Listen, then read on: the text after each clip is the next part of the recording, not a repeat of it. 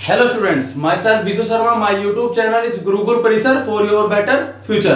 आज फिर मैं आपके लिए एक नई वीडियो लेकर आया हूँ क्लास 12 से chapter number 2 forms of business organisation. Business organisation की कितनी फॉर्म्स होते हैं, कितने तरीके के होते हैं, अभी हम पढ़ेंगे 5 तरीके के। क्लियर है? तो इंट्रोडक्शन दे दो थोड़ा सा। Business enterprise is an organisation. जितनी भी ऑर्गेनाइजेशन होती है, जो कमर्शियल एक्टिविटी होती है, वो सारी बिजनेस एंटरप्राइजेस होती है जो बिजनेसमैन द्वारा चलाई जाती है। जिसमें फर्स्ट नंबर पे आता है सोल प्रोप्राइटरशिप। सोल प्रोप्राइटरशिप क्या होती है कि मेरे अकेले की दुकान, किसी इंडिविजुअल पर्सन की, कोई शॉप होना, कोई बिजनेस होना, कोई ऑर्गेनाइजेशन होना। आप business on manage and control, जो एक बिजनेसमैन के द्वारा चलाया जाता है, बाय सिंगल इंडिविजुअल, कोई सिंगल व्यक्ति के द्वारा। किसी सिंगल व्यक्ति की कोई बिजनेस होना, उसे बोलते हैं सोल प्रोप्राइटरशिप। इसके फीचर क्या क्या है, इसके बारे में सुनना थोड़ा सा। Formation and closure.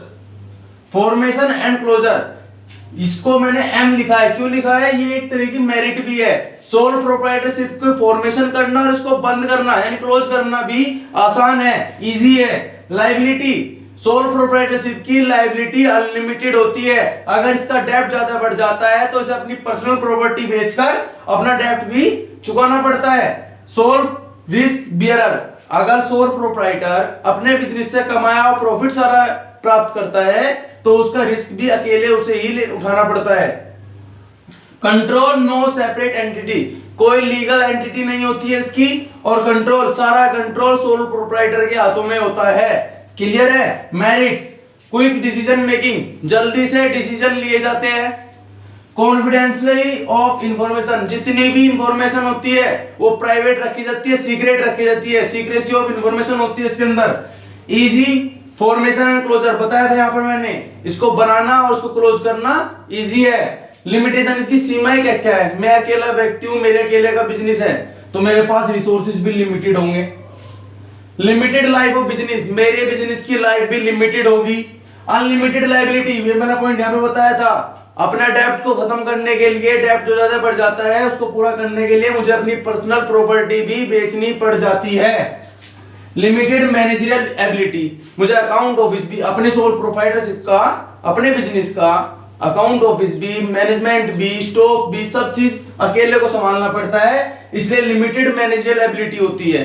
क्लियर है? सेकंड आता है जॉइंट हिंदू फैमिली बिजनेस, मेरा घर का बिजनेस, खानदानी बिजनेस जिसको बोलते हैं। The business carried out by the male member, किसी भी अनडिवाइडेड हिंदू फैमिली का मेल मेंबर इस बिजनेस को चलाता है। दो कंडीशन होती है, पहली 2 male member, minimum 2 male member होने जरूरी है। दूसरी, existence of some ancestral property, यानी कि कोई खानदानी प्रॉपर्टी भी उनकी होनी चाहिए, पूर्वजों की।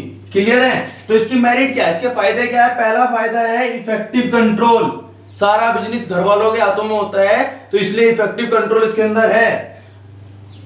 कंटिन्यूड बिजनेस एंड एग्जिस्टेंस, लगातार ये बिजनेस चलता रहता है, फैमिली बढ़ती जाती है, बिजनेस चलता रहता है, परमानेंट है। Limited liability of all members, ध्यान रखना इस पॉइंट को, जितने भी मेंबर होते हैं उनकी लिए लायबिलिटी लिमिटेड है, सिर्फ कार्टा को छोड़कर। कार्टा सीनियर मोस्ट पर्सन होता है फैमिली का, जो बिजनेस का मैनेजर और हेड माना जाता है। क्लियर है? इसके लिए लिमिटेशन, सीमाएं क्या क्या है? लिमिटेड रिसोर्सेज, रिसोर्सेज लिमिटेड है क्योंकि एक ही फैमिली का बिजनेस है। Unlimited liability of carta, carta के लिए लायबिलिटी अनलिमिटेड है, यानी कि कार्टा को अपनी पर्सनल प्रॉपर्टी बेचनी पड़ सकती है।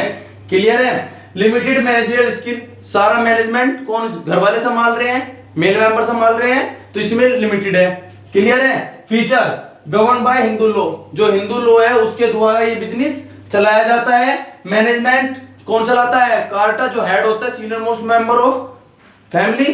मेंबर बाय बर्थ, जैसे ही इसका फैमिली में कोई बच्चा पैदा होता है, कोई मेल मेंबर पैदा होता है, वो वैसे ही मेंबर बन जाता है इस बिजनेस का। क्लियर? थैंक्स।